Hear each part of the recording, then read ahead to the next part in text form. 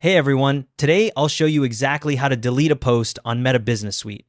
I'll be showing you this on the web version. Navigate to business.facebook.com and log in. Once the Meta Business Suite dashboard loads, you'll see navigation options like Home, Content, and Inbox along the left side. Click on the Content tab in the left navigation menu. You'll usually find it under Planner. The Content library opens, showing sections for Published, Scheduled, and Drafts.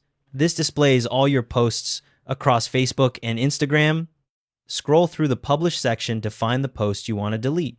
If you have a lot of posts, use the filter options at the top. You can filter by content type, platform, or date range to narrow things down.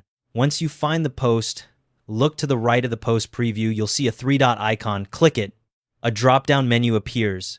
Click Delete Post. A confirmation pop-up window will appear. It'll tell you which platforms the post will be deleted from, whether that's Facebook, Instagram, or both. Click the red delete button to confirm. The deletion is permanent. All engagement, data, likes, comments, and shares are gone with it.